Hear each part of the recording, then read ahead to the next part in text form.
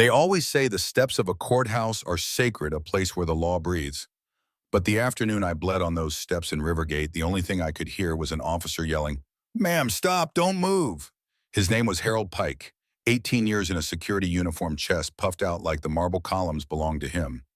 I told him I had a hearing at 2. He planted his hand on his holster and said real loud for the crowd, "Not without ID. You don't." I reached into my jacket, slow, calm like you do every day when you pay for coffee, and he screamed, "Gun." The crack of it split the plaza. My shoulder went hot, my briefcase blew open, and every page of my life's work lit the air like white birds. I stayed on the ground for a beat, just long enough to feel the shock roll through 100 strangers.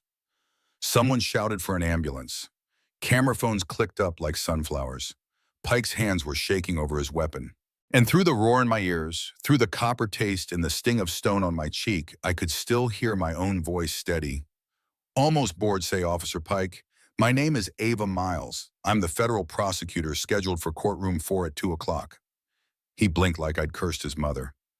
I didn't know. I pushed to my knees, pressed a handkerchief to the hole in my jacket, and I said the thing I'd been waiting months to say to this man. Then you just shot the person you were trying to keep out. A surgeon in jeans, Dr. Haley Nguyen, ran over from traffic court, fingers quick on the wound. "Clean exit," she said, "lucky by 2 inches. I told her 5 minutes. Give me phone and then I have to go upstairs." People laugh now when they see the clip online, the part where I read him his Miranda rights with blood on my sleeve and a half circle of reporters pushing forward like tidewater. It wasn't bravado. It was muscle memory. And maybe a little anger I'd been holding since the first time a guard told me to try the public line, "Sweetheart." We walked through metal detectors under a wave of whispers. The marshals flanked me. Courtroom 4 looked like it always does, mahogany flags, a ceiling that makes you sit up straighter. But the air had that charged church on Easter feeling. Judge Ruth Calder watched me the way a mother watches a kid pretend they're fine when they're not. "Ms. Miles," she said, "do you require a postponement?" And I said, "No, Your Honor. The people are ready." They brought Pike in, next cuffed, eyes wild, fighting the urge to act like the badge still meant he could command the room. I asked to add charges. The defense swallowed hard.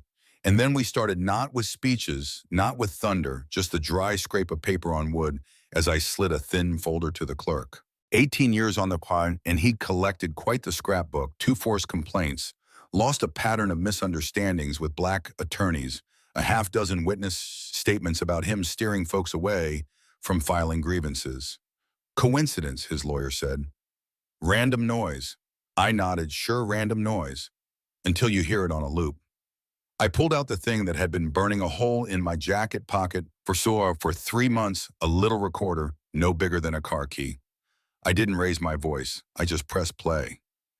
You could hear Pike's laugh in grainy office air. We've got our ways to make people feel unwelcome, ways that don't leave paperwork.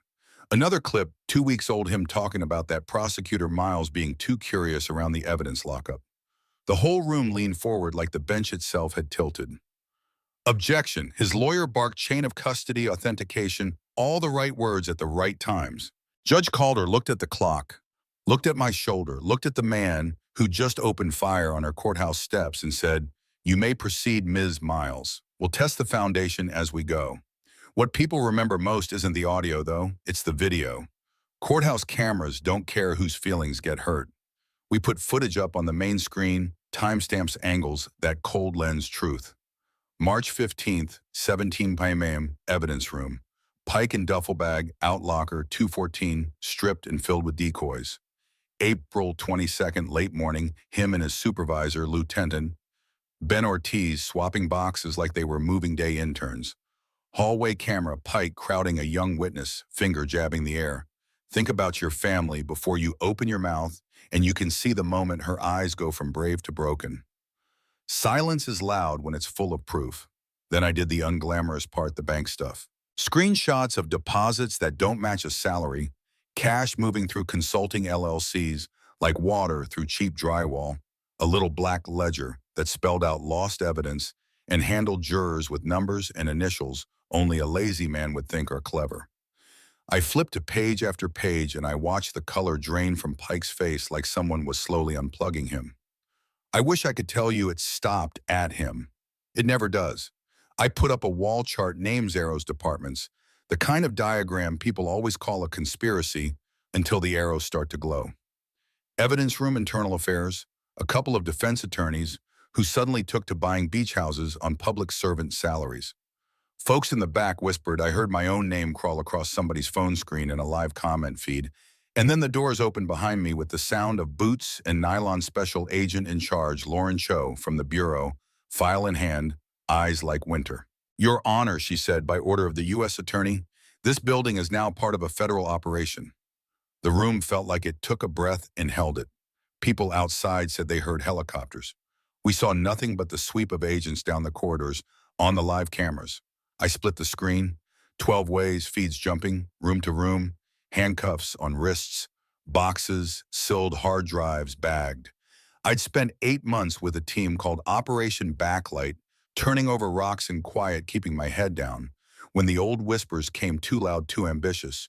Who does she think she is? And now the rock garden was rolling. Pike's lawyer tried a new angle entrapment, overreach a sting. I didn't laugh, but I let it float there a second before the next clip did the talking. It was a phone call, 11:47 a.m., same day as the shooting. A voice I won't name here yet saying, "It's today, Harold. She's coming with the files. If she gets inside, we're finished." Pike answers, then she doesn't get inside. It's one thing to make a bad call in a hot moment. It's another to stage the moment.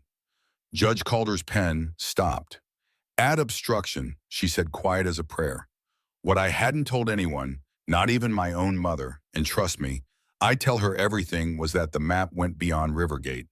Backlight had turned up similar patterns in 2 other districts, evidence gone thin at the same phases, witnesses visited by the same concerned officers, case numbers showing up on phones that had no business seeing them. Money doesn't hide as well as people think. It leaves fingerprints, rhythm, a heartbeat you can hear if you put your ear on the right wall long enough. So I put up a second map line stretching to Port Walker, to Easton, to a county courthouse where a clerk suddenly started driving a car that cost more than a house. Agent Cho's team started calling in the hits as we stood there. Warrants served, systems locked. 3 attorneys walked out of their own conference rooms in handcuffs. A deputy chief who thought a shredder would beat a forensics lab. You could see Pike trying to keep up like a man watching a storm roll through 3 states on a radar. He finally spoke. It got out of hand, he said, voice small. Some cases weren't fair. I helped where I could. That's the story right there, the noble lie. I stepped closer, slow, shoulder burning, so he had to look me in the face. You didn't help. I told him. You sold outcomes. You sold people's lives to the highest bidder, and you kept the receipts. The judge asked for numbers. I don't love numbers, but I carry them because they make the story real. 43 compromised cases in this district alone. 17 where key evidence didn't just wander, it vanished right after a certain text message. 2 jurors followed home. One witness told her immigration file would be flagged if she didn't rethink. And the money? I won't lay it all out here, but when the marshals popped Pike's safe deposit box later, we found enough cash to tile a kitchen stacked in bands that still smelled like someone else's sweat. By the time we hit the crescendo, agents on screen, walking out a supervisor in zip ties while he stared back at a camera he'd forgotten even existed. You could feel the room swing. It wasn't applause. This isn't a movie. It was heavier. It was the sound of strangers deciding what they'll no longer let slide. 6 months from that day, we stood in the same courtroom for sentencing. The marble steps had been scrubbed clean, the security protocols rebuilt from the roots, new boxes, new logs, new eyes on every chain. Pike wore orange. A lot of his friends did too. Judge Calder read the counts, conspiracy, civil rights violations. Obstruction, the gun, and then she looked at him with something almost like mercy and said, "Sir, you tried to make this place smaller than it is." Ms. Miles made it big again. People ask if it felt like victory. I tell them the truth. It felt like work. It felt like showing up to a place where I'd been told to use the visitor line and walking through anyway. It felt like calling my mother after and hearing her laugh cry in the way only a woman who's watched you take every punch can do. It felt like the weight of a city shifting an inch toward level. and it leaves you with a question I can't answer for you. If you were on those steps, if a uniform told you that you don't look like you belong, if you watched a hand move toward the weapon because you reached for your wallet, what would you have done? Would you have walked on, or would you have backed away to keep the peace? Even when the piece was fake and bought, I know what I did. I walked through the door, bleeding because the hearing mattered more than the hole in my shoulder. Because the people we lose, when the system bends, the rules quiet. Kids tired, grandmothers, men who already spent a decade proving they didn't do the thing.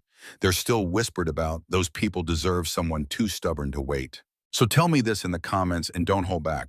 Where do you draw the line between a mistake and a pattern between a few bad apples and a tree that needs replanting? Have you seen something like this in your city, your courthouse, your school board, your own office? What did you do? Or what do you wish you had done? If you believe accountability isn't a slogan but a habit, hit subscribe, share this with the one person who says, that's just how it is, and drop your city and state. Let's see where justice still stands up straight, even when someone tries to push it down the stairs.